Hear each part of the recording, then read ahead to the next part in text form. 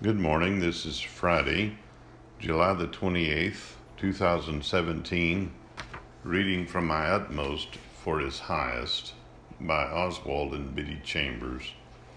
Reading yesterday's devotion and today's devotion since they're linked together. July 27th. The Way to Know. John 7:17.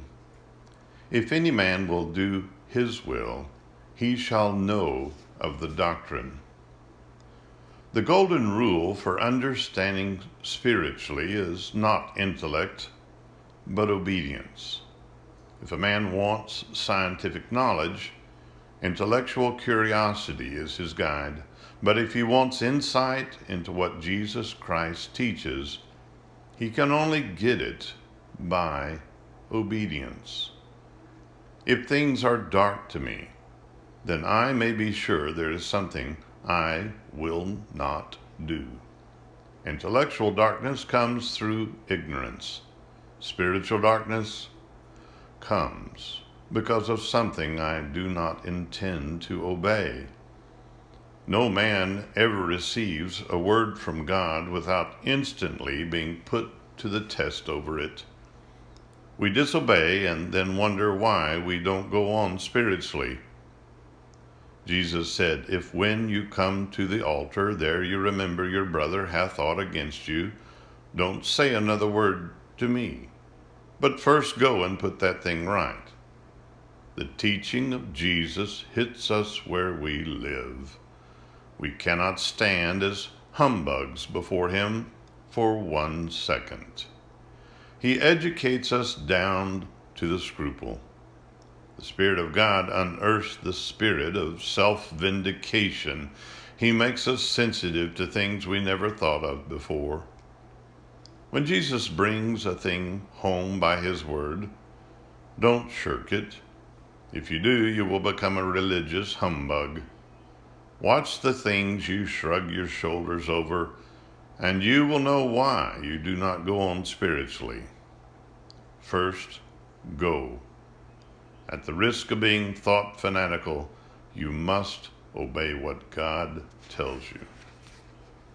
And for today, after obedience, what? Mark 6:45 through 52. And straightway he constrained his disciples to get into the ship and go to the other side. We are apt to imagine that if Jesus Christ constrains us and we obey him, he will lead us to great success. We must never put our dreams of success as God's purpose for us. His purpose may be exactly the opposite. We have an idea that God is leading us to a particular end, a desired goal. He is not. The question of getting to a particular end is a mere incident. What we call the process, God calls the end. What is my dream of God's purpose? His purpose is that I depend on him and on his power now. If I can stay in the middle of the turmoil, calm and unperplexed, that is the end of the purpose of God. God is not working towards a particular finish.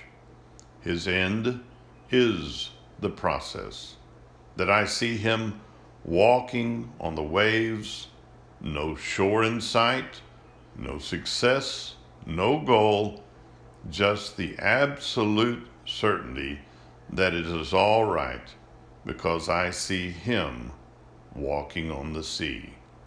It is the process, not the end, which is glorifying to God. God's training is for now, not presently. His purpose is for this minute, not for something in the future. We have nothing to do with the afterwards of obedience. We get wrong when we think of the afterwards. What men call training and preparation, God calls the end.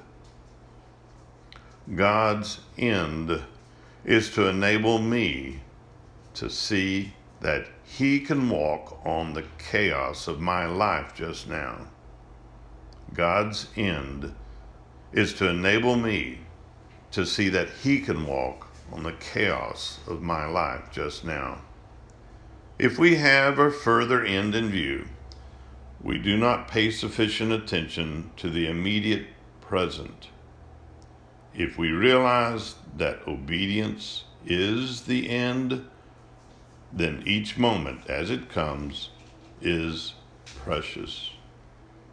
If we realize that obedience is the end, then each moment as it comes is precious.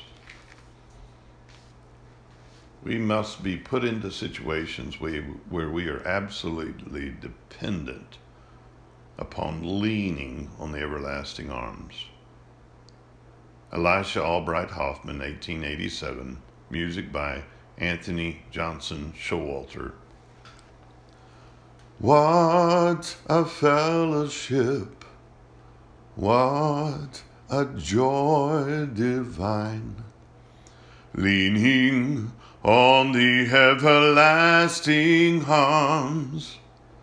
What a blessedness, what a peace is mine, leaning on the everlasting arms, leaning,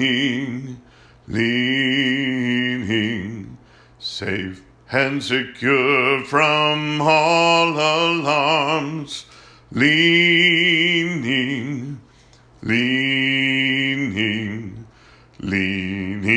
on the everlasting arms. Oh, how sweet to walk in this pilgrim way, leaning on the everlasting arms. Oh, how bright the path grows from day to day, leaning on the everlasting arms, leaning,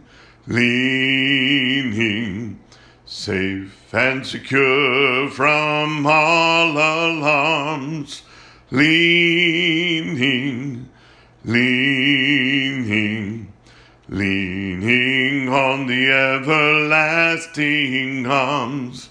What have I to dread? What have I to fear? Leaning on the everlasting arms.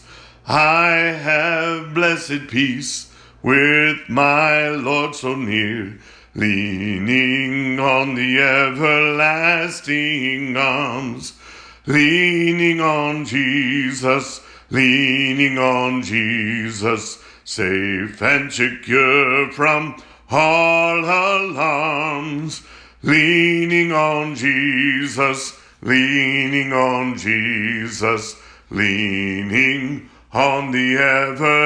everlasting arms. Father, thank you for teaching us that our first order of business is to seek your kingdom and to obey and to leave the results in your hands. Let us not determine what is a blessing and curse in the first few moments of an experience. Let us not determine what is success and failure in the first few days. But let us realize that you will call us into the storm for the very purpose of seeing your capacity to walk on the chaos of our lives. Let us get out of the boat, the sign of what keeps us secure, and run to your arms across the water and lean on you. These things we ask in your mighty name. Amen.